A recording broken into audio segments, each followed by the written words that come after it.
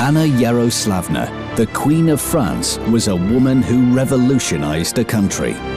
11th century France, a period of poor education and poverty.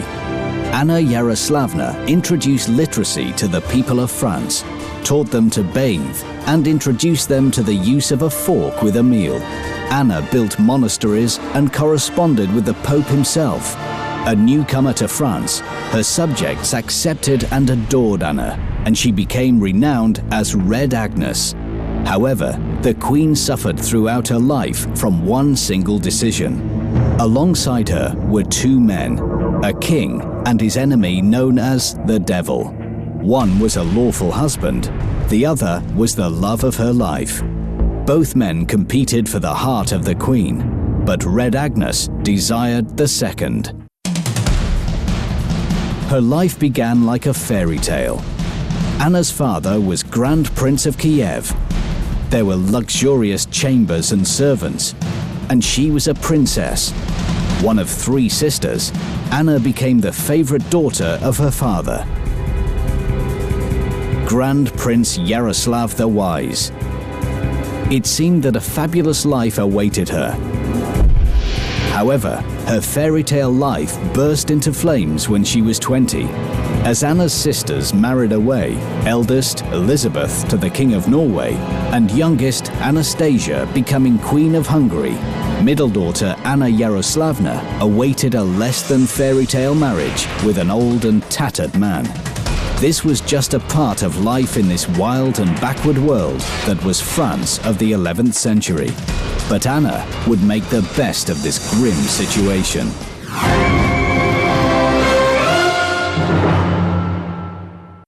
During the early 11th century, feudalistic Europe existed much as a large divided pie, with France, Italy, Germany and Britain all waging endless wars to gain and hold on to imperial power. Riots flared, feudal lords opposed peasants. The power of the great Byzantine Empire had weakened. Only within Eastern Europe was there any semblance of unity, war-free and unified with their king.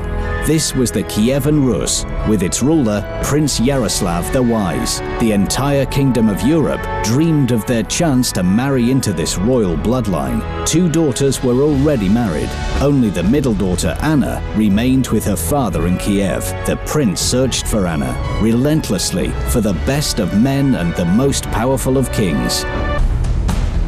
Thousands of miles away from Kiev, a 50-year-old man sat upon the throne, France's King Henry I, with his rule about to expire because of the possibility of being overthrown by angry feudal lords.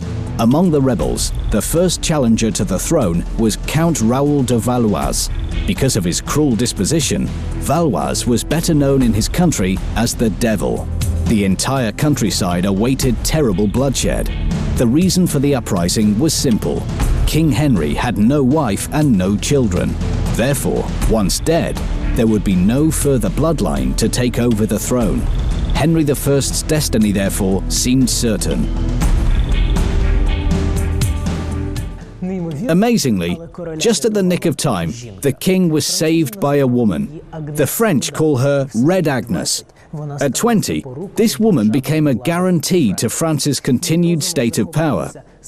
The Pope himself was delighted with Anna's sharp-witted mind. All state affairs were now handed to her.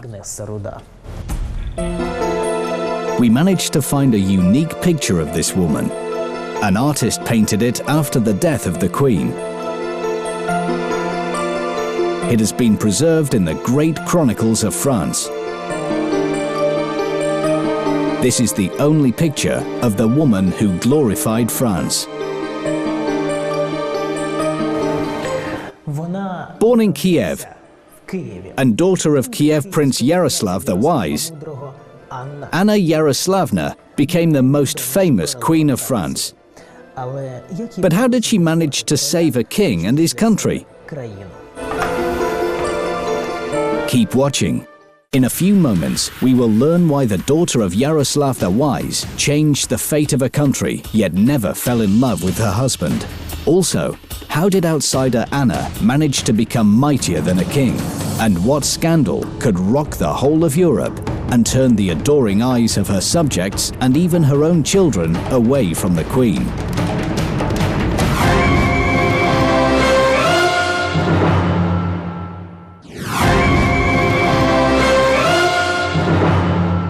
France, the 11th century. The sanctity of the king is under massive threat. To remain in power, Henry I must marry urgently. And from a wife, he requires one thing: a male heir. However, there is a problem. Finding a wife is not easy. The king is allowed to marry only a princess. Unfortunately, every royal family in Europe is literally intertwined with blood relations. What's more, all the princesses of neighboring countries are actually cousins and aunts of Henry. The daughter of Grand Prince Yaroslav the Wise from Kiev could be his only salvation.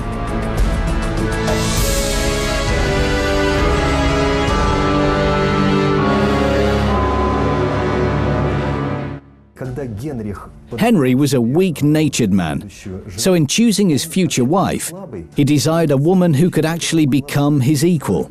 Aware of Anna's education, powerful and dynamic character, Henry felt confident with this match. He learned much about her from his advisors, and he wished to have her for his wife.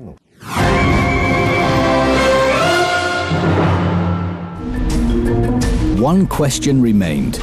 Would Yaroslav give his beloved daughter up to Henry?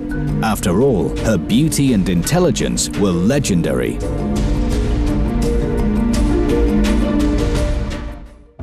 However, it wasn't Anna's beauty that intrigued Henry. Having her hand in marriage meant that Henry could avoid dethronement. Through marriage, he could avoid sin before the church. He would have a healthy heir, and this, he hoped, would provide him the reason to enlist the support of the powerful Kievan Rus. Ambassadors, however, brought disappointing news from Kiev. Prince Yaroslav refused to give him his beloved daughter. In the 11th century, 12,000 people resided in Paris. In Kiev, 50,000. Here's an indicator of what was going on. France was weak, a small and divided country. A duke in Burgundian was far stronger than the king was. This is Iraninska Street, located next to St. Sophia Cathedral. It was here where 10 centuries ago stood the famous palace, the Grand Courtyard of Yaroslav. This is where Anna and her sisters were raised. Their teacher was the monk Hilarion, who gained fame as the Metropolitan of Kiev. Princess Anna and her sisters were educated in arithmetic and history, and also trained in drawing and singing. Astute in medicine, they spoke fluent Greek and Latin. Education was imperative to their father, wishing to raise his daughters not only to make good wives, but as capable future rulers. His foresight was correct. Each of his 3 daughters became a queen. Elizabeth, his eldest, wed the King of Norway. The youngest, Anastasia, married the King of Hungary. And for his favorite, Anna, the Grand Prince made preparations for a special match. He hoped to marry her to Caesar of the powerful Roman Empire, Henry III. Thus, when ambassadors of the King of France approached the prince with their desperate offer, he solemnly refused. However, something unexpected happened. The Italian Caesar abruptly rejected this marriage. In desperation, the King of France abased himself for a second time. Sending his matchmakers to Kiev again, this time he received consent from the Prince of Rus. Anna Yaroslavna would arrive in France and marry its King Henry. What the king did not realize is that it was not he destined to become her true love, but a man whose name the people of his country were afraid to speak out aloud. Anna Yaroslavna herself couldn't have known this fate. She went to France, hoping to find a handsome, courageous knight. She had in mind the opportunity of finding warm greetings and an educated court with poets, musicians, and literary entertainment. This was what she already had at the court of her father. She expected the same. With this vision, the princess traveled 1,300 miles, taking 2 months to travel. The royal procession passed through Krakow, Prague, Regensburg, and crossed the Danube River. The king's bride diligently brushed up on her French and read. Anna brought with her a rich dowry, full of precious stones, carpets, furs, gold coins, and a valuable collection of books from her father's library. She would present the most valuable of them to her fiancé. On it, she would take an oath of allegiance to the people of France's king, and with this book, Anna would begin her adventures in France. Why was this book so special? What surprise did Princess Anna Yaroslavna have in store for her fiancé? Why did her first wish almost provoke a scandal? And what did the young wife never bother to mention to her lawful husband? Find out next.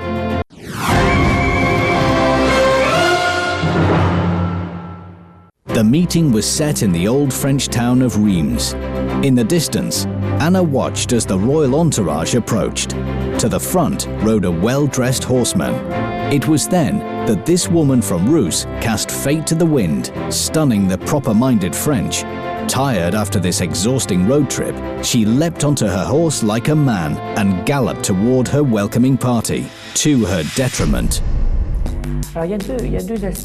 In our time, Henry would easily be considered a man in his prime, but back in the 11th century, the average lifespan was far less. Therefore, 50-year-old Henry was regarded an old man. He was old and infirm. I think when she saw him, she thought, "Oh Lord, who is this scarecrow in the crown?"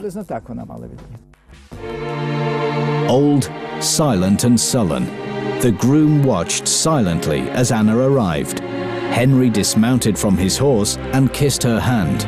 He did not intend to fall in love with this woman, but as he gazed at Anna's beauty, his heart gave in.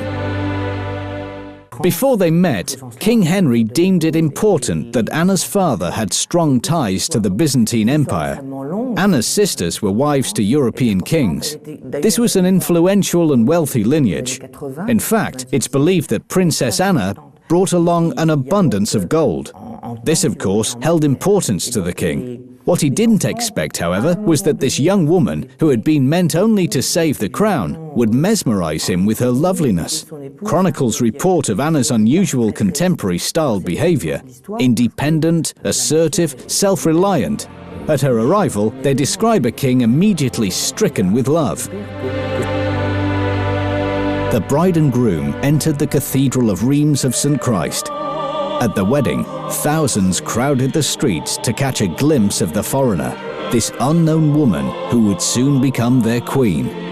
And upon seeing her, they whispered with adoration, "Beautiful Red Agnes."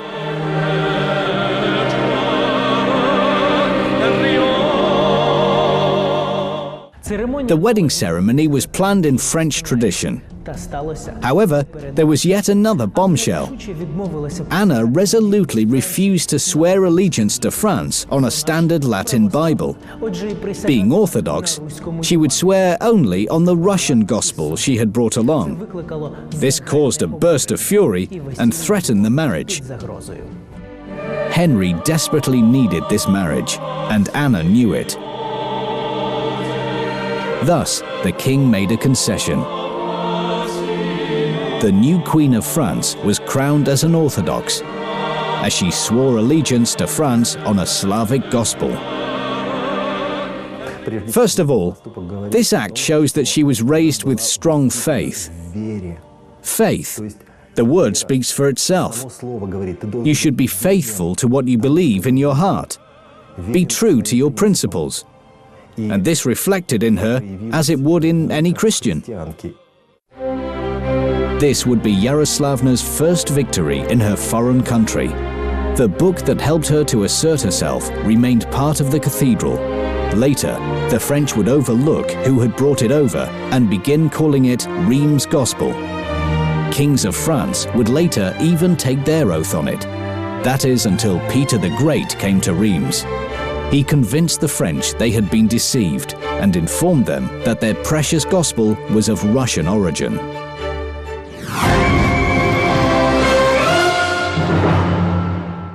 At the wedding, Anna swore allegiance to France. But once arriving in Paris, she became horrified by her observations. Yaroslav the Wise received a letter from his daughter shortly afterwards, as Anna complained to her father, "To what a barbarous country have you sent me? Houses are grim, churches are ugly, and customs are horrid." What could have startled Queen Anna this much? Anna was shocked by her husband. During the wedding ceremony, under her signature, the king placed only a simple cross. On her journey to France, clever Anna had carried with her dozens of books to present to her husband. It turned out, however, that he could neither read nor write. And it wasn't just the king. None of the court knew how to either. This highly intellectual woman, raised in Kiev and Rus, was aghast at the sight of a formal French list of chivalrous virtues, which spelled out the expected skills in horsemanship, swimming, sword fighting, spear throwing, hunting, and playing chess. According to this inventory, not a single one of these necessities entailed the knight's ability to read or write. Educated men at this time were found only among the clergy, and in those days in France, it was not typical for any woman to be educated. Anna's second shocking discovery at the court: the French do not wash. There were no baths, simply bowls for people to wash their hands and faces. Water was disliked, even feared, because it was believed to be the source of various diseases. Paris was a small town, seriously dirty, with no sewage system. Sewage in those days was poured directly into the streets, a place not even suitable for wild dogs. We tend to believe Kiev was more sanitary, since the remains of a Kiev water system have been discovered. Perhaps it was not a whole lot more sanitary, but it was cleaner. Coming up next, you will see how Anna revolutionized the court. What did the Pope request of her? And why wasn't the king happy with the appearance of his child?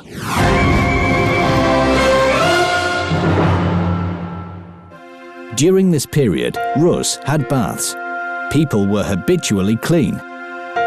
So Anna's first undertaking at the court: giving the French people Russian-style baths. Then, little by little, by personal example, she led France into a habit of washing. First the ladies of the court, then their husbands. Since she was fearful of her husband and would generally avoid him, it took a bit more time with him. But eventually, she would convince the king to bathe. As the Gauls within the court became used to bathing, they found it pleasurable to be clean. Anna's next undertaking in the court was considered a revolution caused by a fork. The fact is that in those days, the French ate exclusively with their hands. However, Anna had brought along with her a set of dinnerware. During a meal, Anna shocked the court and was nearly accused of witchcraft for eating with her fork. However, because this was a more convenient way to eat and far more practical for keeping their hands clean, the trend caught on. Within a few years, the French became used to Anna. They forgave her eccentricities and autonomous behaviors, along with her unwomanlike lifestyle. This odd love of horses, hunting, fighting, and books. They began considering her the person that managed everything like a chess game. In time, they respected her more than Henry. But how did she manage to conquer the judgments of these alien people? Queen Anna built temples. She created libraries and opened schools. She fought for people to conform to Christian principles, which helped strengthen her popularity. In a short time, Anna would become co-ruler. Her signature appeared on many state documents. On several orders, Henry even postscripted, "by consent of my wife," or "in the presence of Queen Anna." Why then did they begin consulting with the king's wife on the most important issues? A pragmatic yet busy man, Henry had been made nervous about his queen's strong actions and personality. At the beginning, he had expected little from his marriage, merely hoping to reassure his subjects with the birth of a son, and if necessary, to ask for military support from Yaroslav the Wise. But the unexpected cultural revolution initiated by this new woman to his country stunned him. Similar to the style of her father, Queen Anna came to France as a determined, defiant and domineering young woman. However, beneath it all, she carried great wisdom, so that rather than crying in this strange land, she held her tears and became gentler and more respectful. She began consulting with her council. In reality, along with Henry, the two became united, not by marriage, but by the state matters, which they began to settle together. Queen Anna was respected as a woman who wasn't seeking personal gain or pleasure in her position, but rather as one desiring benefit to her state and region. She took personal responsibility for all state of affairs. Anna was the only woman who could melt the heart of the King of France. Most impressively, she was the only woman in medieval Europe to have ever corresponded with the Pope. From a letter of Pope Nicholas II to Queen Anna. We have heard, in a woman's breast there is masculine strength of valor. You apply your force of severity to the angrily stubborn, and in other good deeds you display a sense of duty and royal dignity. His letter caused a sensation throughout medieval France. However, the Pope wrote to Anna with only one purpose: to remind her that she must give birth to the king's son. In all, there were 4 letters from the Pope, an incredible honor. Anna Yaroslavna became the first woman of France to receive letters directly from the Pope. In the first 3 letters, he would offer hints, praise and teachings. However, his 4th letter would forever undo the life of this queen.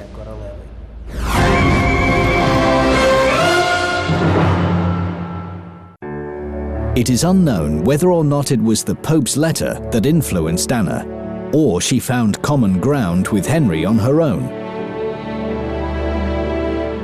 But the newlyweds carried out the prime request of the Pope.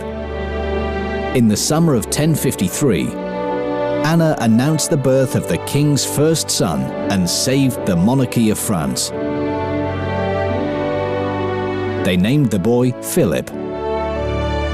Following this, Anna saved the monarchy twice more. Within 3 years, she had given birth to 2 more sons, 3 brothers, 3 future kings, Philip, Robert, and Hugh. Now King Henry was no longer worried about his lineage. Yet for some reason, the happy father was grim. He tried to avoid noticing whisperings around the court, but he could not. We shouldn't think of the Middle Ages as faithful times, with everyone abiding by the rules. In fact, extramarital affairs were widespread. Although Anna properly performed any duty demanded of her and loyally raised her sons, her heart was not with their father, the king. The young queen was far more attracted to his enemy, an accomplished knight, but a rude and overbearing man. The court called this man the Devil. This villain was the Count Raoul de Valois. She became aware of the vain nobleman on her arrival in France. At her first sight of him, he just stood glaring at her. On their second meeting, he offered a courteous bow. At the third meeting, the queen fell in love. This man was different as day and night from Henry, courageous and purposeful. He reminded her of her father, Yaroslav. What the true identity of this nobleman was, Anna learned much later. And when she did, it frightened her. He was Henry's bitter enemy, a man who, because of his disrespect for the church, was titled Devil. But Anna was now hooked on the man and could do nothing about it. The pair were seen together talking. However, the look on Raoul's face gave away his true feelings. He loved this woman, although she destroyed his dream of deposing the king for the throne himself. A woman's role in those times was to elevate a man and support his every move. Although Valois' character was oppressive, domineering and stubborn, when he was by Anna's side, it was she who transformed this man's personality. He became a gentler, kinder person. Henry discovered the extramarital relationship. He'd lie awake at night. he tried as her partner to keep Anna beside him. He drew her into all his state affairs. However, her attention remained elsewhere. Anna had become a curse for both of these men. As we can judge by his life, Henry was not a chivalrous man, nor was he strict and quick-tempered. The devil was much the opposite. More the man's man, a knight, clad in armor and feathered helmet. Thus it was easy for this young and inexperienced girl to fall in love, despite her intelligence and noble status. This situation created an interweaving of relationships, with Henry watching his wife like a hawk, and Raoul attempting to persuade her away. Anna decided that although in love with Valois, she would nonetheless remain faithful to her husband. Girls of those times were typically taught from birth loyal devotion to their husbands, no matter what. Therefore, Anna, a devoted Christian, chose to remain faithful to her marriage. The love triangle blazed on for 10 long years. Finally, the Pope sent Anna a letter, hinting for her to end this illicit affair with renegade Raoul de Valois. For the second time, Anna obeyed the request of the Pope. She abruptly ended her affair with Raoul, forbidding herself even to think about him. This enraged the Count, and so he married just as revenge to the Queen. In 2 years, however, he would come to regret it. Coming up, why did King Henry suddenly crown his 7-year-old son? Why would the lawful wife of Raoul de Valois leave him? And how did Queen Anna become the first female ruler in the history of France?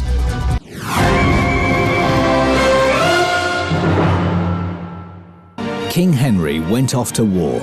This was necessary to strengthen his state and release it from its rebel hold. The predicament was Henry's feudal opposition, barons headed by none other than Raoul de Valois.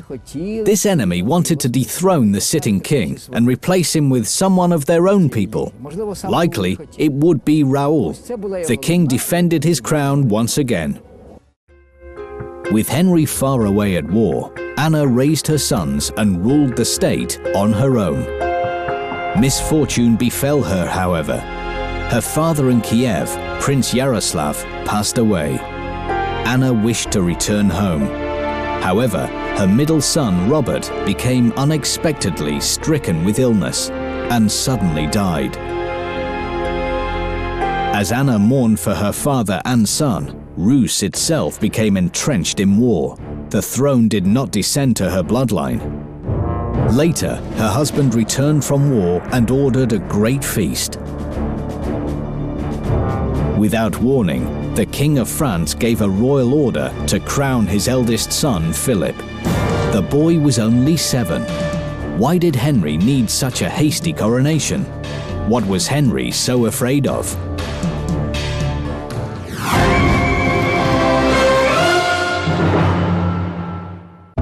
The fact is, grief-stricken Henry was overcome with terrible forebodings. For weeks he could not sleep. He felt a looming of death. With his wife Anna only 27, who would care for her if he was suddenly absent? What man would ultimately take over his reign? Deducing that this man could very well be his archenemy, her lover, he felt tortured with jealousy. To avoid any possibility, Henry crowned his young son to direct the power back to his own descendants. Henry foresaw his imminent death. In fact, just a year later, tragic news spread across the land. King Henry succumbed to a heart attack, and his last will would surprise everyone. He appointed her Queen Mother, guardian of his son. During this time, it was forbidden by the laws of France for a woman to lead. Only men had absolute right to become guardian and rule the country. And now, as the country waited for Philip to reach adulthood, for the first time in history, the throne was taken over by a woman. This was Henry's farewell gesture to his wife. He gifted her absolute rule over his dominion. The whole country was in her hands. As sovereign, Anna could have changed the course of European history by leveraging her authority to unite France, her chance to introduce the orthodoxy fully into French culture and make Kievan Rus her ally. However, she did none of this. On the contrary, she temporarily abandoned her power completely. She knew she could potentially lose everything, the throne and her children's rights to the throne. A possible plot or coup could seize all of her power. To protect her children and herself, the queen resettled in the royal estate of Senlis. There, at her own expense, she began building the Orthodox monastery of St. Vincent. Records reveal that she did this to atone for her sin against her deceased husband and to calm a passion that still lived within. She ruled France remotely, signing agreements and giving orders from within her castle walls. A few years later, something unusual happened. The Queen of France suddenly vanished completely. Coming up, a scandal. Mysterious disappearance of the Queen of France. Who dared to kidnap her? And why didn't Anna object to this kidnapping? What enraged the Pope? And how was the childhood dream of Princess Yaroslavna implemented? One morning, Anna rose and, as usual, kissed her children before mounting her horse, riding off to go hunting. But as evening drew, there was no sign of the Queen. She didn't return home. In fact, nothing was heard from the Queen for several months. What was discovered was that Raoul in fact kidnapped Queen Anna while she was hunting. Ironically, it was more of an agreement than a kidnapping, since there was no sign of a fight.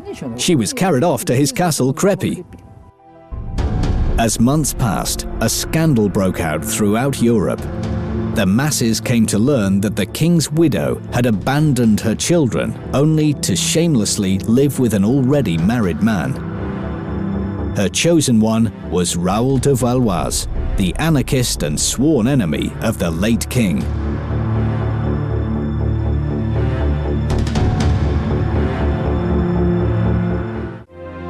The Pope was enraged and wrote not to Anna, but to Raoul. In his letter, the Pope called the Count a devil tempter, then excommunicated him, demanding he return the Queen to her rightful place. Raoul de Valois disregarded the Pope's command, only to marry the Queen. In this act of defiance, he had dishonored his previous wife, and for such disregard of religious sacrament, was completely denounced by the Church. The Pope's letter received nothing more than laughter from Raoul. After waiting for his queen for more than 10 years, he was by no means going to give her up. Despite the Church's directive to return her to her palace, Anna remained at Raoul's castle for several more years.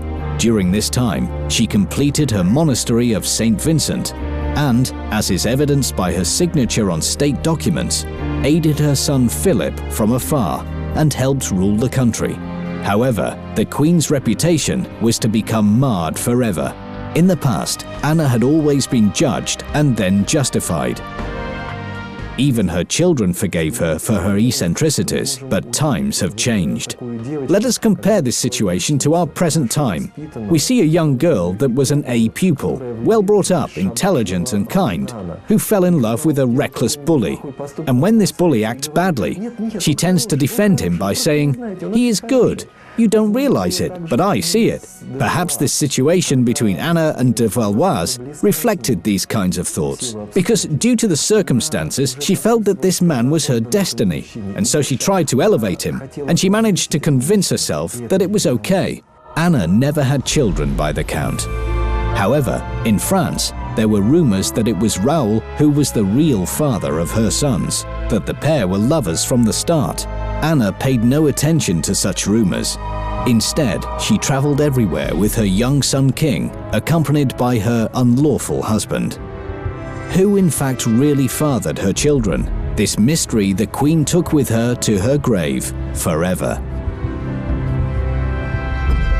Coming up, what punishment awaited Anna for her sin? the tragic ending of Red Agnes's life. Also, how Yaroslavna, 1,000 years after her death, saved the St. Sophia Cathedral. Finally, what connects this woman with Joan of Arc and Charles Darwin? In a few minutes, we will discover for the very first time the unknown mysteries of the Queen of France.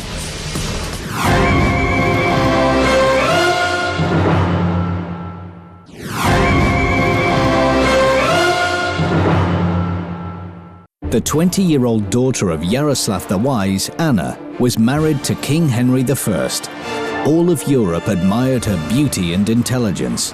Then Anna gave birth to the king's long-awaited heir, Philip. But after her husband's death, she shocked France by marrying his sworn enemy, Count Raoul de Valois. This marriage was judged even by the Queen's children. Despite the Pope's excommunication of the Count, the lovers continued to live together. However, it was tragedy that ultimately separated them. Their life continued together for 10 years. Anna became happy for the first time. One day, however, after returning from her son Philip's castle, she returned home to find Raoul dead. He had died, just like King Henry, from a heart attack. As she stared into the blank eyes of her lover, Anna began to accuse herself for his death. First her husband, now her beloved. Could it have been she who had brought such misfortune? After Raoul's death, Anna was certain she had lost the meaning of life. From the castle of the Count de Valois, Anna returned to her son Philip, but no one expected her there. By that time, the eldest son officially had become king and had chosen his queen. Therefore, he no longer required his mother's advice. Old, lonely, and now abandoned Queen Mother faded silently into the annals of history, no longer placing her signature onto documents, and no longer consulted or asked for her support. Subjects ceased to recall their Red Agnes, and so after 25 years, France once again became a stranger to her. Although she lost interest of state affairs and much of everything, and due to her strength of character, life went on for Anna. And so Anna continued to contribute by helping her children and her king. While living at her estate in Senlis, although she no longer went for her favorite rides, she continued to visit her monastery on a regular basis. The former queen's final wish, one more visit before her death to her native Kiev.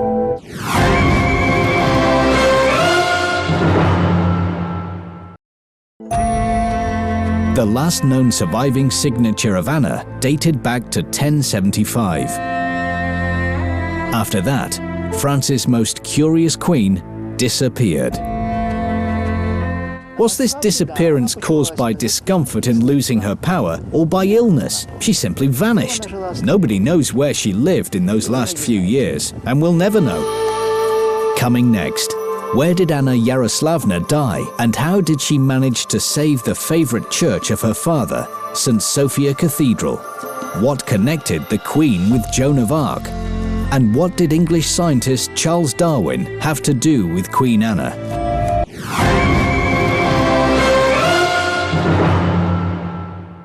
Nothing is known for sure of the last period of the life and burial place of Anna. Among the possible places of her burial are Kiev, Paris, Reims, and Senlis. Only one thing is known for sure. After her death, Queen Anna created one more miracle. She helped save the favorite church of her father, St. Sophia Cathedral. During the 1930s, at the site of St. Sophia's Cathedral in Kiev, Stalin ordered architects to build a government square with plans to demolish this cathedral. With all historian objections ignored, the future of the ancient shrine of Kievan Rus stood under threat. A few years before the planned demolition of the cathedral, the French themselves intervened for its salvation. At the same time, they were already in the process of destroying St. Michael's Cathedral. At this time, all outstanding sites were being destroyed. Our consulate turned to the Soviet government and begged them not to demolish our beloved cathedral, built by the father of our Queen Anna. Thankfully, the communists agreed to leave the shrine unharmed. Otherwise, they would have likely spoiled the tender diplomatic relations with France. A millennium after her death, Anna seems to have helped Kiev, and though no one knows the whereabouts of her grave, the Queen has not truly disappeared. In the middle of the 20th century, English anthropologist Francis Galton made an interesting discovery. He unearthed the ancestry of his uncle and creator of the evolution theory, Charles Darwin. The eminent British scientist was in fact descended from Queen Anna Yaroslavna. He is the grand-grand-grand-grandson, the 5th generation grandson of her youngest son Hugh. Kiev art critic Natalia Krutenko has explored the genealogy of the Queen of France and created the branches of her family tree. As it turns out, descendants of Anna Yaroslavna led to 11 kings of the Capitan dynasty, 13 of the Valois dynasty, and 7 of the Bourbon dynasty. Her final descendant of one of these branches is King Louis Philippe of Orleans. He would rule the country until the French Revolution. Another of Anna Yaroslavna's descendants is Charles VII, who was ultimately saved by the actions of Joan of Arc from an imminent death, as she led her king's army into war with England. And for her king, Joan of Arc burned. In the end, Queen Anna managed to change the history of a whole country. She and her children have made France a powerful, developed country, and the French remember this. But in her life, Anna had to choose between power and love. And this woman's heart chose love. Her happiness lasted for only a brief moment. But this moment was worth it.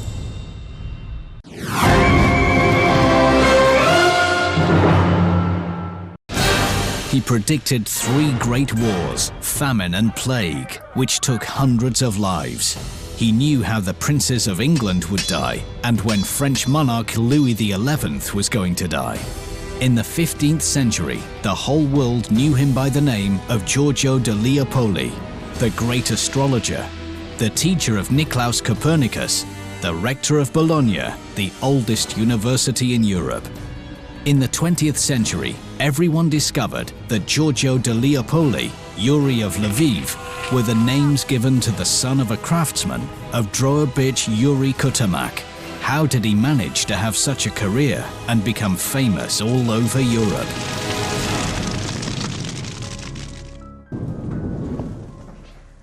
He was born half a century before Nostradamus, astrologer, professor of philosophy and medicine, personal advisor to the Pope. He had an incredible gift for prediction, but he only used it twice in his life. What is the secret of Giorgio da Leopoli? What made the famous European scientists give up everything and stop his practice for good?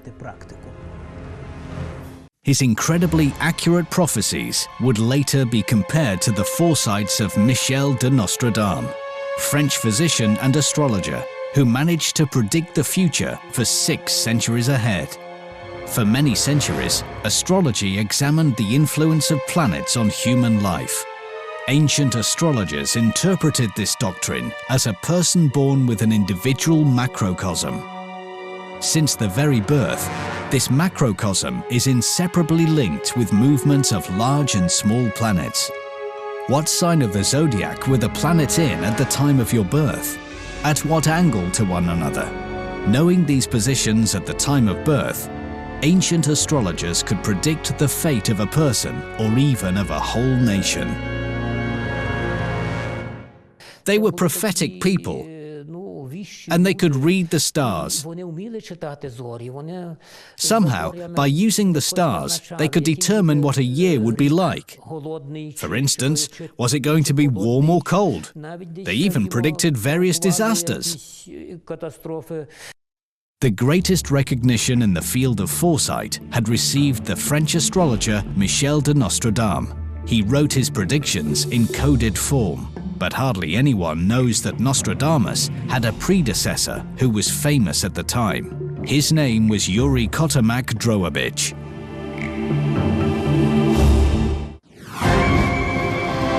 The young astrology lecturer put his pen to one side and examined the map.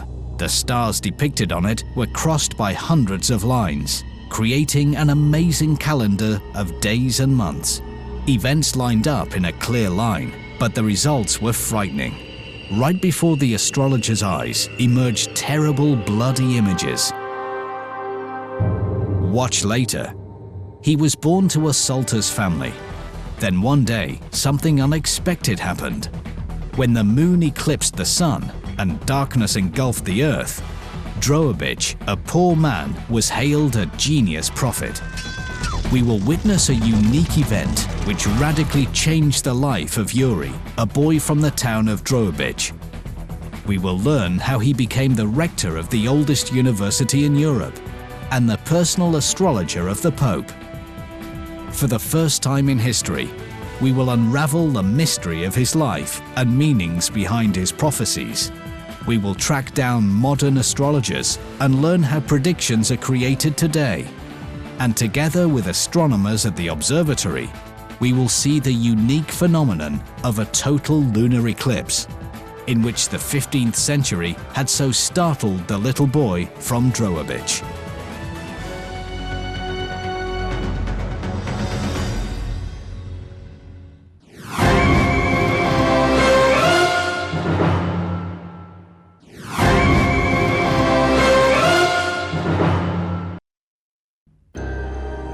In 1450, Mikhail Donat Kotermak, a poor craftsman and salter from Drogobych, had a son.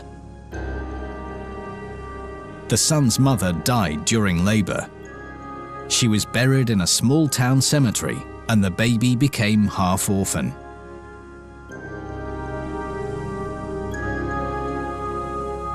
His father named him Yuri. As an adult, he continued the family craft, working down the salt mine. In those days, Drogobych provided the salt for half of Europe. On the blue shield of the town's coat of arms, there were 9 furnaces that symbolized the 9 salterns of the town. In one of these worked Yuri's father. During excavations at the salt mine, it was confirmed that Yuri Drogobych had worked there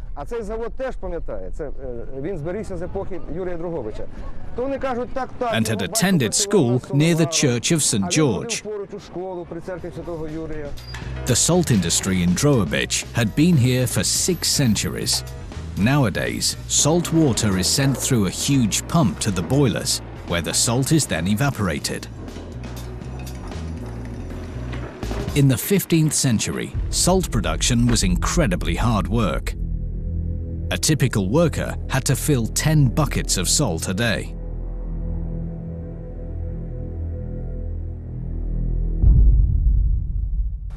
Salt water was extracted from the mine using buckets tied to a rope. To get a couple of pounds of salt, the water had to be boiled for a minimum of 5 hours. It has to be stirred non-stop to avoid precipitation on the walls and maintain a constant temperature. When the water evaporates, what remains at the bottom is salt. Within a few hours, the salt water made the skin on the hands turn white and crack. And we didn't even manage to extract a kilogram of Carpathian grey gold, which was the name given to the salt by locals. Mikhail often took his little son to the mine. Yuri didn't complain. He liked to watch the magical work of salt workers who turned ordinary water into large grey lumps of salt. But his father dreamed of another life for his son. When Yuri was 8, he took his son to a parish school. There, children from wealthy families were taught by clerks. They often teased the weird son of a craftsman because of his raggedy clothes and ill-fitting shoes.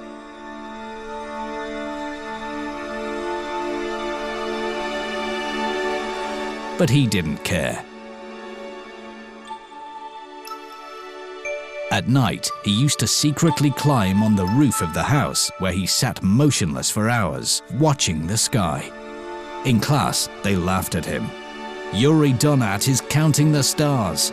Nobody knew what he was looking for. Only his father understood. Mikhail Donat once told his son that souls of the dead went to heaven and were transformed into stars. And somewhere among the thousands of tiny bright spots shines the star of his mother's soul. This is what her little boy was looking for in the night sky. Education came easily to him. He quickly learned to read and write from an early age. Within a few years, the son of a poor salter had learned 4 languages and even worked as a translator for the Genoese merchants, who brought fabrics and sweets to Drogobych in exchange for salt. Yuri dreamed that one day he would put enough money by so that his father wouldn't have to work so hard. But he didn't have time to release his father from his work at the mine. Underneath this wooden board there's a mine from which salt has been excavated since the princely era. Unfortunately, there's no way to get inside because the salt has corroded the iron so much that it won't move. But we can say for sure that Yuri's father worked at this mine. In those days, workers reinforced the walls of the shafts with wooden beams. Sometimes, however, there were landslides.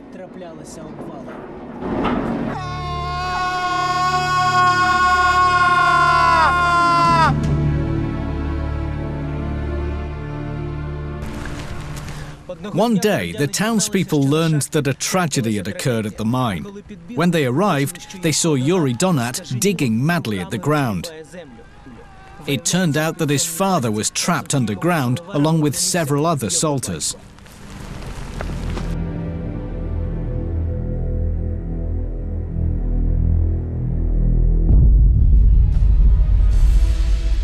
Yuri couldn't believe his father had been killed. Every night, the orphan gazed up at the night sky and talked to the stars. He was sure that his parents could hear him. The boy was asking for advice. He begged the stars to show him the future.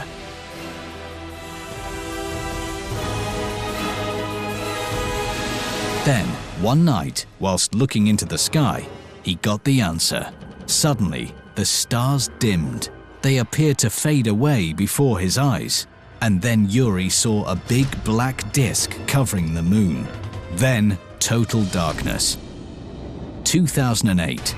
On the night of the 20th to the 21st of February, we've got a unique opportunity, together with astronomers at the observatory, to see what 6 centuries before had amazed the boy from Drogobych, a total lunar eclipse. It was neither day or night. Now, I'm observing this rare phenomenon, the lunar eclipse. Its mystical effects have been exciting chroniclers for many centuries. It was considered a curse by kings and great commanders. And it's this phenomenon that 6 centuries earlier, the son of Drogobych's craftsman had seen. Preparations last for an hour. A hole in the roof is open to reveal a huge telescope. The observatory is freezing cold. The room cannot be heated for fear of damaging the lens of the telescope. Now everything is ready.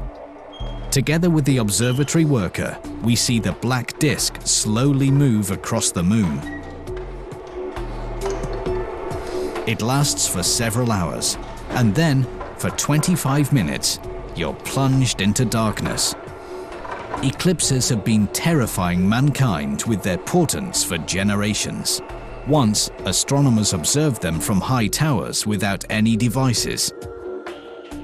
Those who were able to predict phenomena such as lunar or solar eclipses certainly had an influence on the masses. People feared eclipses heralded impending disasters and wars. Later, scholars explained that eclipses affect weather and tides. They can cause earthquakes, floods, tsunamis, and other natural disasters. Moreover, according to modern astrologers, eclipses can negatively affect people's lives, but only those born on the day of the eclipse. But most people feel anxious during an eclipse. Many subconsciously want to start some new business and change their lives.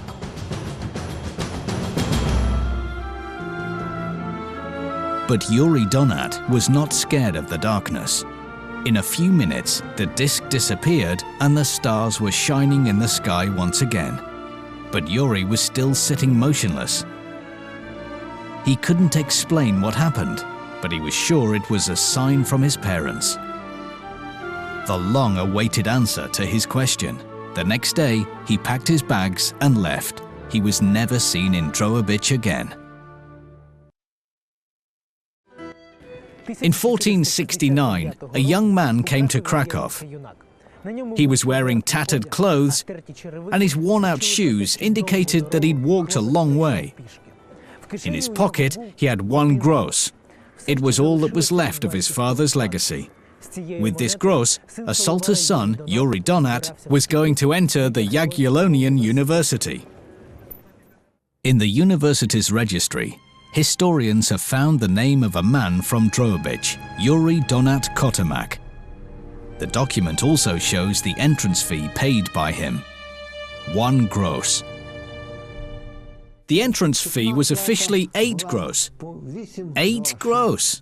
Sometimes rich people paid up to 16. They made a special discount for him, so he paid only 1 grosz. At university, Yuri found happiness for the first time in years. Finally, he was among people who shared the same views. Nobody scoffed at him. After a while, the nice, educated son of a craftsman earned the popularity and respect of his peers. Together with other students, he settled into a small hostel and gained access to a huge library, in which were stored the works of philosophers from the Middle Ages and antiquity. He marveled at the works of Aristotle, Ptolemy, and Aristarchus, and their descriptions of the structure of the world and distant cold shining planets. It was in Krakow where he began studying the science of the stars, astronomy.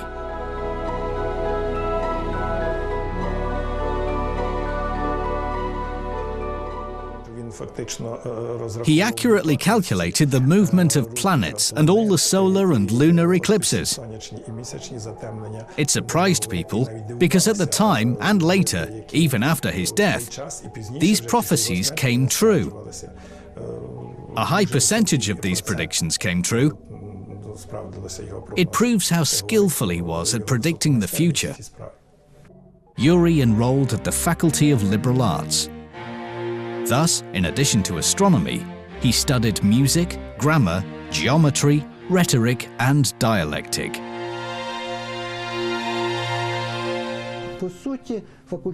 In fact, the Faculty of Liberal Arts, Faculty of Philosophy, Astronomy and Medicine were joined together.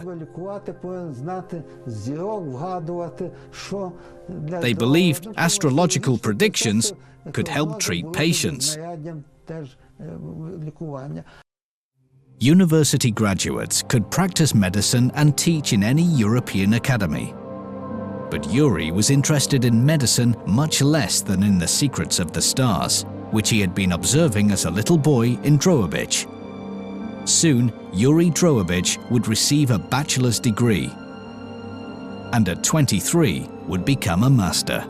As the top graduate of the university, he would be offered an estate in Krakow and a position as a doctor. But he rejects all proposals. One day, Yuri leaves Poland and with a small pack on his back, walks all the way to the Italian city of Bologna.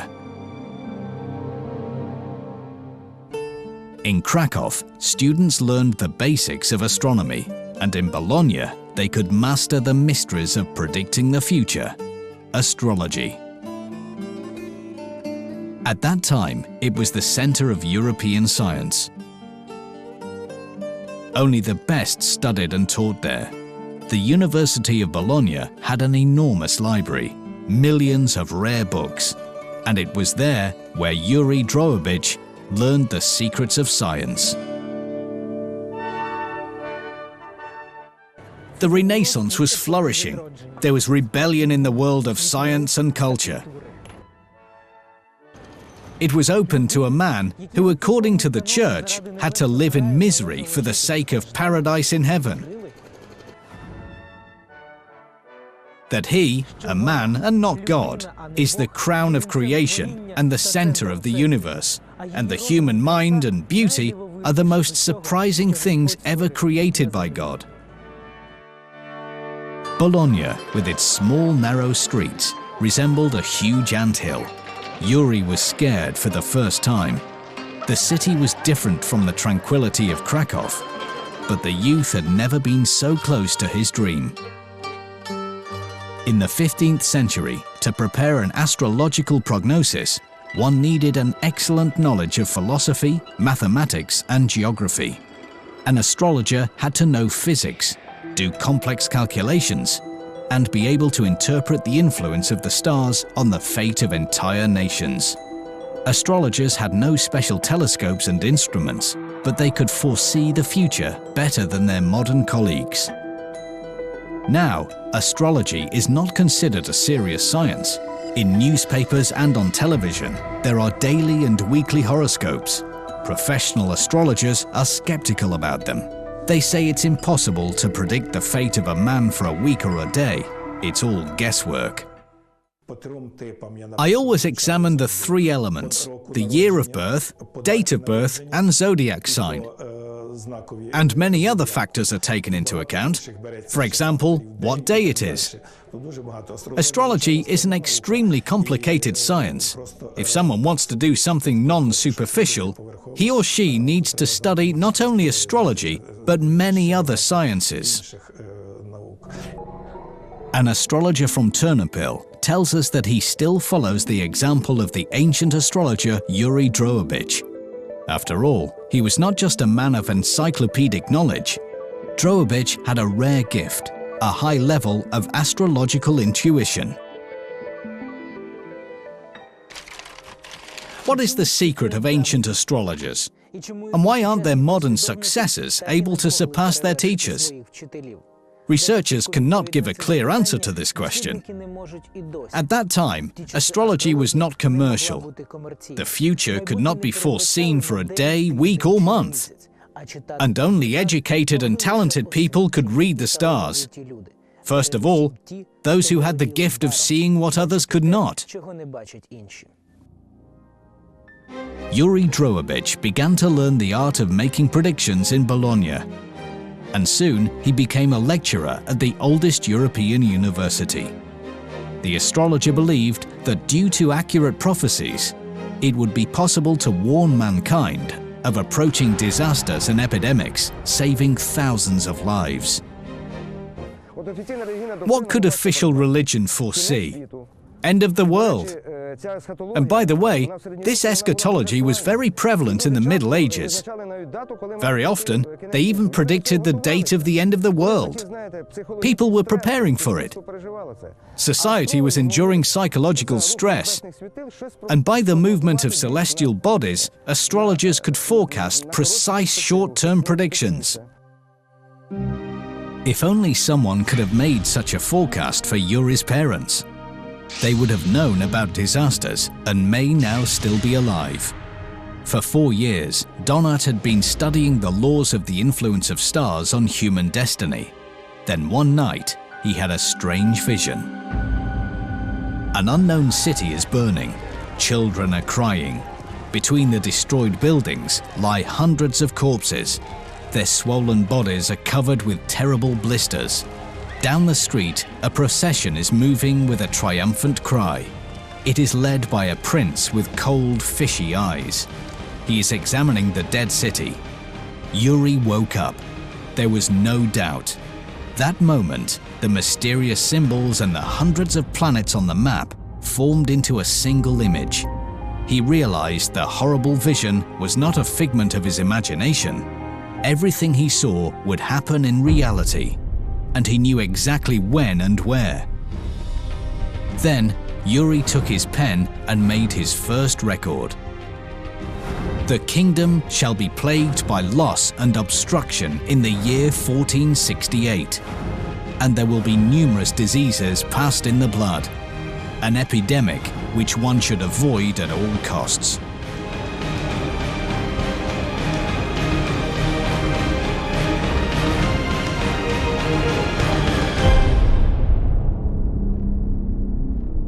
A year later, the whole world knew that the Tsar of Moscow, Ivan III, had captured the capital of the independent state, the Principality of Novgorod. The siege lasted 3 months. When the Tsar's army marched into the capital, they found desolate houses. Everywhere laid the mutilated bodies of townspeople. It turned out that during the siege, the city's population was wiped out by bubonic plague. All this was predicted by the Ukrainian astrologer in Bologna. This was the first prophecy of the lecturer of astronomy. Under the manuscript prognosis, he would proudly put his signature, Yuri Drogobych. Since then, he would never use his real name, Donat or Kotermak. In the university, he would be referred to simply as Giorgio da Leopoli, Yuri of the lands of Lviv. Who ever heard anything of Rus? And he took this pseudonym and proudly declared that he was from Rus, from Drogobych, which of course was then very mysterious to Europe. At 28, he had already foreseen 2 great wars. He foretold that Russia would start a war with Sweden, and that Japan would fall into the vortex of civil strife for 100 years. Observing the movements of minor planets, Yuri saw that a curse would soon befall Venice. A swarm of locusts would cover the city for a few days and destroy crops in the surrounding fields. The starvation that followed took more than 30,000 lives. The only copy of this forecast is preserved in the Department of Latin Manuscripts at the Bavarian Library in Munich. This work of the astrologer of Drogobych didn't reach Ukraine. Yuri was stunned. After a few years, everything he had foreseen began to come true. The whole of Italy began to speak of the astrology lecturer. Soon he gained the title of professor. And when Yuri turned 30, he was elected a rector of the famous University of Bologna. This was the highest honor. For the first time in history, the oldest European university was headed by a Russin. Around this time, the astrologer's talent aroused the interest of Pope Sixtus IV. Yuri Drogobych met this man by chance when Sixtus IV was at the top of his career. After that, his life would go downhill. Watch later. At the request of the Pope, he would write his best prognosis. He would learn of how and when the princes of England and the French monarch Louis XI would die. He would foresee a war, a plague, and 50,000 deaths. But nobody would see these forecasts except the Pope. Why would he avenge his own astrologer? And what secret knowledge did Yuri Drogobych give to his star student Nicolaus Copernicus?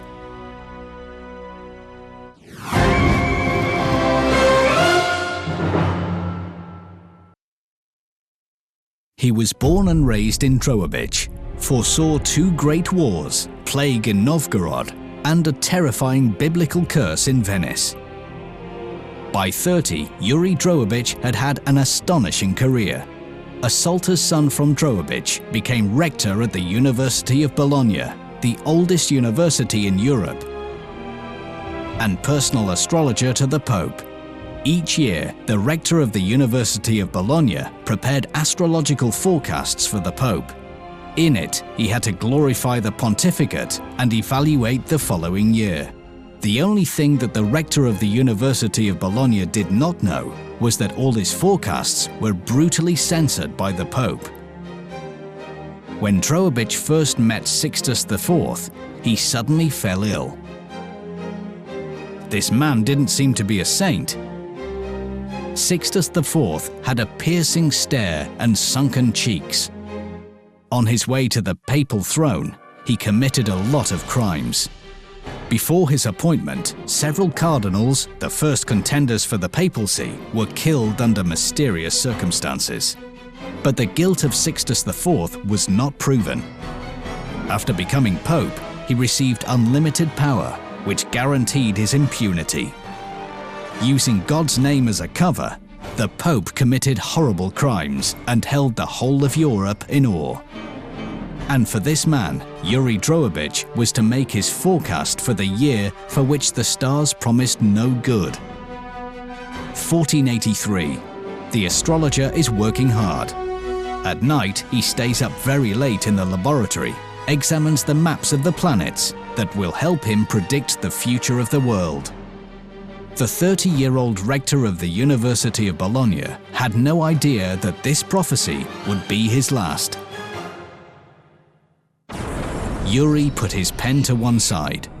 The constant hard work made his eyes burn. But he could not stop.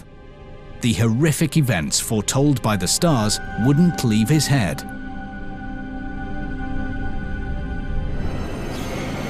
He saw two boys, and then the murderer's face.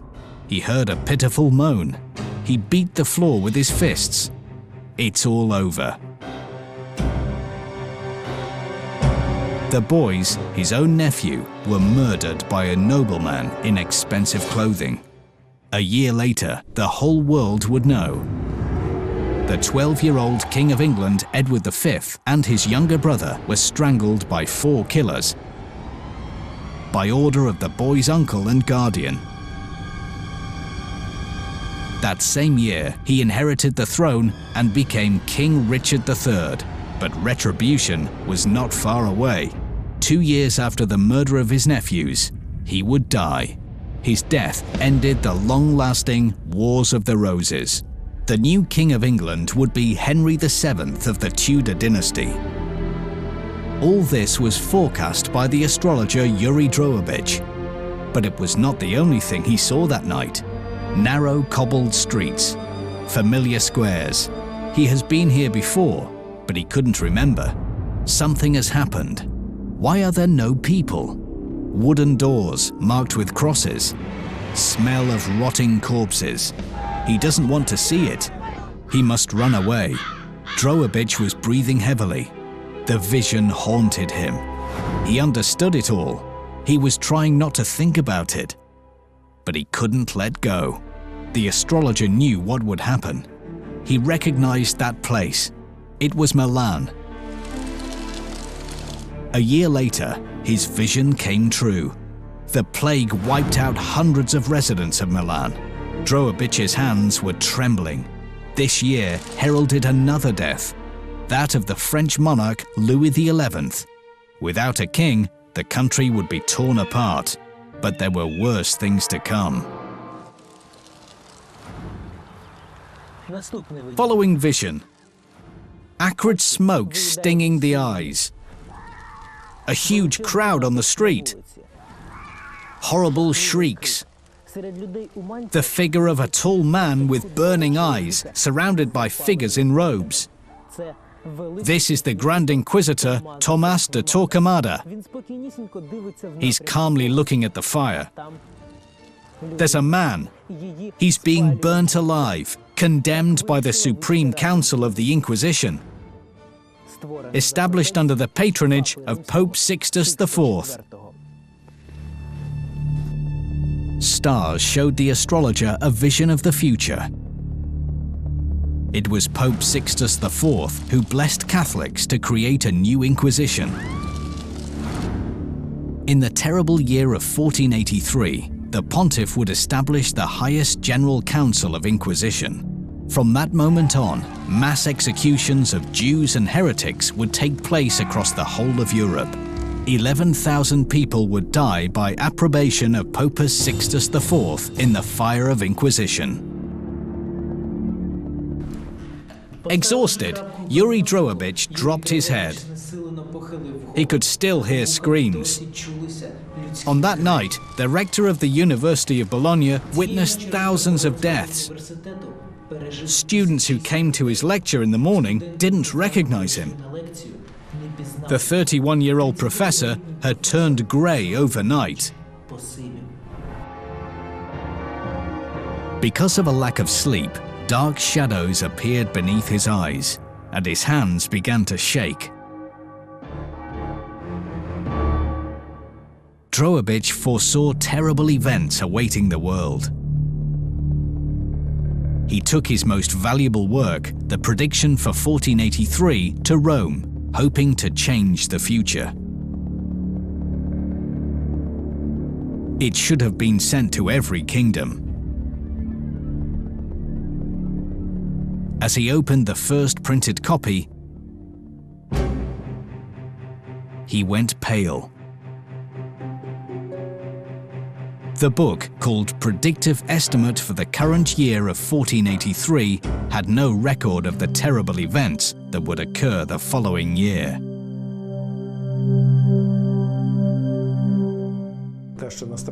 That is why Nostradamus tried to convey information in different codes. And by now, Nostradamus is interpreted differently. His centuries were actually coded. He had to consider sentences, numbers and lines in order to grasp his point. He could not believe his eyes. Where had his honest predictions gone? In the printed version of the forecast, there was nothing about the plague, treachery, and the Great Inquisition, which would wipe out thousands of innocent people. A moment later, he realized what a terrible mistake he'd made. The astrologer had not coded his prophecies. He dared to openly describe the terrible events that lay ahead, some of which would be caused by the Pope himself. He lived and worked through difficult times of Inquisition, but he ventured to write it all down. At around the same time, Nostradamus was trying to encode his centuries. In fact, the attitude to such people was different, and he had big problems with this. Yuri Drogobych suffered as a result of his overconfidence, and the astrologer was not forgiven. His prognosis was changed on the direct orders of the Pope. And after that, Sixtus IV ordered the censorship of all Italian books. Famous philosopher and writer Niccolò Machiavelli would later write, "This Pope was the first one who showed what great power he possessed and how easy it was to hide mistakes beneath the cloak of papal authority." Drogobych had never felt so devastated. Everything he'd been working on for so long had lost its meaning. He had learned to foresee the future, but under the conditions of papal censorship, it meant nothing.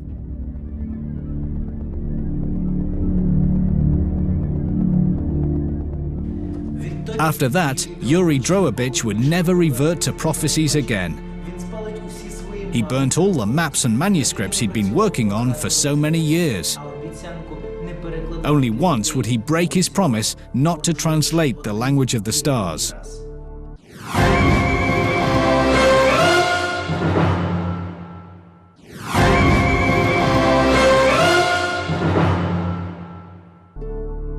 Drogobych's career as a rector had ended. After the story of the published calendar, the disgraced rector received no job offers. From the large, spacious house, he had to move to a small apartment in a poor district of Bologna. His money was running out. The Krakow archives still have the letter written by the former rector of the University of Bologna to his last patron. He wrote, "I was destined to be poor, unhappy, and troubled all my life. My constant labor and tremendous effort is rewarded with a minuscule salary."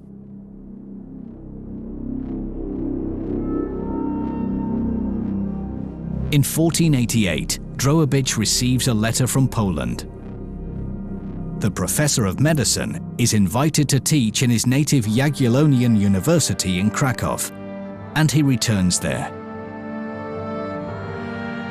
The 15th century, the Renaissance, a time of great discoveries, of Leonardo da Vinci, Michelangelo, Shakespeare, and Petrarch. For the first time, a man dared to doubt the truths preached by religion. It was then, when studying the works of ancient philosophers, scientists made an amusing suggestion. The Earth is not the center of the universe, and the Sun does not revolve around it. This idea was brought from Bologna to Krakow by great astronomer and new lecturer Yuri Drogobych. In Krakow, lectures of Yuri Drogobych attracted hundreds of students and other lecturers. They admired the talent of their infamous colleague. Once, after the lecture, a young man came up to the professor of astrology. It was one of his many students. The student's name was Nicolaus Copernicus. After 30 years, he would revolutionize astronomy. He would prove that the Earth is only one of many planets that orbit around the Sun. In fact, the first time he heard of this idea was in Krakow from his teacher Yuri Drogobych.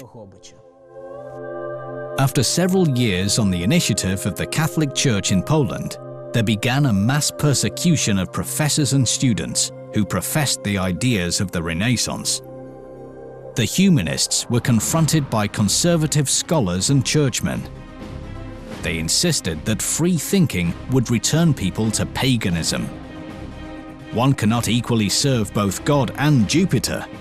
Thus, progressive teachers were banned from teaching works of ancient philosophers. There were student protests.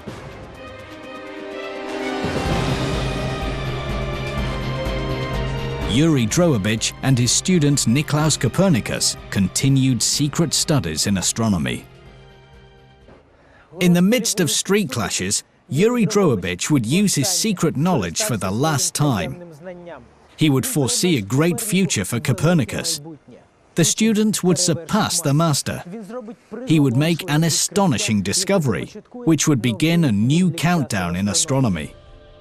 This would be a revolution in science, but Drogobych had no time to see it. On the same stormy year, astrologer Yuri Drogobych died aged only 44. The professor was buried in Krakow. Hundreds of students, lecturers and humanists were present at the ceremony. Copernicus amongst them. After the funeral, Copernicus hastily left Poland and went to the University of Bologna, where his teacher had lectured. There, student Nicolaus Copernicus would continue his education. In Bologna, he continued to study astronomy. The goal of his entire life would be to prove that the Earth was just another planet. That it is not the Sun that orbits around the Earth, as philosophers and theologians had believed, but quite the contrary, our planet orbits around the Sun. The theory suggested by Copernicus would start the scientific revolution. It would completely negate the doctrine of the Church. His work on the rotation of the celestial spheres would be called heresy and included in the lists of banned literatures. In 1600, a follower of his teachings, Giordano Bruno, would be burnt alive on the orders of the Inquisition. And the astronomer Galileo Galilei, who would give indisputable proof of Copernicus's teachings, would be persecuted and forced to renounce his words. But Nicolaus Copernicus didn't pay for his discovery with his life. He would come up with an ingenious plan so as not to repeat the fate of his teacher. Having learned from the bitter experience of Yuri Drogobych, Copernicus would hide his secret discovery until the end of his life. He would order his controversial scientific research to be printed only at the end of his life. Copernicus died, holding fresh printed copies of his book in his hands. Immediately after his death, the church would ban the book. But it would be too late.